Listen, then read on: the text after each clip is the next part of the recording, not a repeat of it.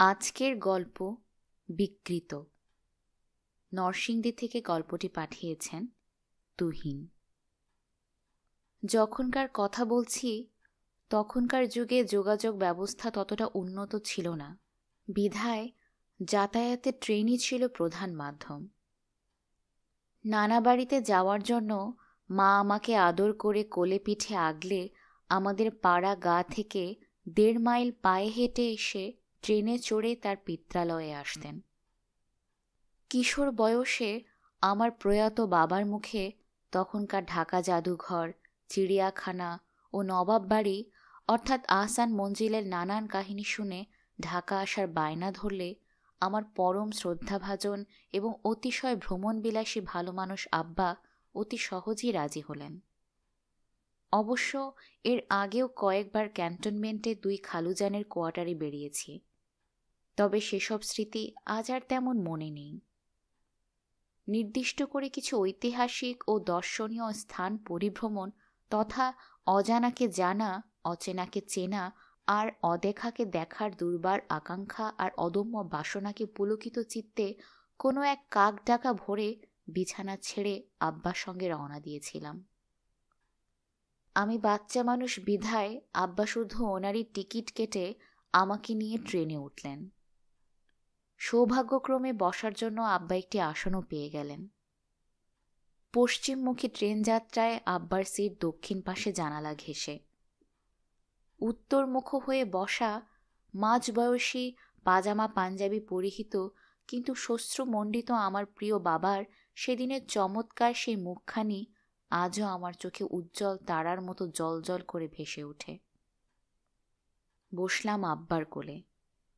আব্বার ঠিক বাম পাশেই একই ড্রেস পরা কিন্তু থুতনিতে হালকা দাড়ি এবং ওষ্ঠের উপরে উভয় পাশে চিকন গোঁফধারী মধ্যম গড়নের যাত্রীটি।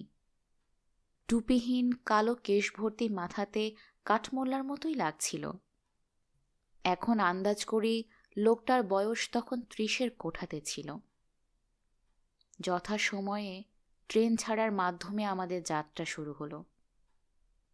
রাতের আধার ভেদ করে ভোরের আলো ফুটতে শুরু হয়েছিল। প্রতিটি স্টেশনেই ট্রেনের যাত্রা বিরতিতে যাত্রীদের ওঠানামার কারণে ভিড় ঠেলাঠেলি লেগেই ছিল। প্রচণ্ড ধাক্কাধাক্কির মধ্যেও সুবোধ বালকটির মতো চুপচাপ আব্বার কোলে বসেছিলাম আমি।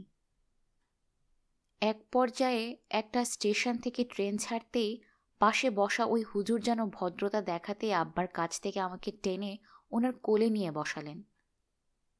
অত্যাধিক ভিড়ে কেউ কারোর দিকে তাকানোরও যেন সুযোগ নেই। লোকটি তার ডান হাতে আমার পেট বরাবর পেঁচিয়ে ধরে হাসি মুখে শান্ত ক্ষীণ কণ্ঠে কোথায় যাচ্ছি প্রশ্ন করলে জবাব দিলাম ঢাকা যাচ্ছি। এভাবেই টুকিটাকি কথা বলে খাতির জমালেন। এক পর্যায়ে টের পেলাম ওনার বাম হাতের তালুর নিচে ডান হাত রেখে সুকৌশলে ডান হাতটি আমার প্যান্টের নিচে ঢুকিয়ে দিয়েছেন। তার সেই বিকৃত আচরণে আমি ভয়ে এবং লজ্জায় হতবাক হয়ে গিয়েছিলাম। আমার নির্বাক অবস্থার প্রেক্ষিতে তিনি আরও বিপুল উৎসাহ উদ্দীপনাতে হস্তচালনা করে যাচ্ছিলেন। কচি শিশু বয়স আমার, কতই বা বয়স হবে, 8 কিংবা 9। ডান পিঠে বা দুরন্ত প্রকৃতির কখনোই ছিলাম না, এখনো নই। তাই সেদিনের নীরবতার সুবাদে কমলাপুর নামার আগ পর্যন্ত মানুষটি তার বিকৃত রুচি চরিতার্থ করতে সুযোগের সদ্ব্যবহার করে গেলেন বিরতিহীনভাবে। এত বছর পরে এসেও যখন অতীতে ঘটে যাওয়া সেই দুঃসহ স্মৃতিটা মনে পড়ে তখন আবার গুটিয়ে যায় ভয়। বড় হয়ে জানতে পারি মেয়েদের সাথে এমন ঘটনা ঘটে অহর্নিশি, কিন্তু আমার নিজের সাথে ঘটনা না ঘটলে কখনো বিশ্বাসও করতে পারতাম না যে ছেলেদের সাথেও এমন বিকৃত ঘটনা ঘটে। গল্পটি এখানেই সমাপ্ত।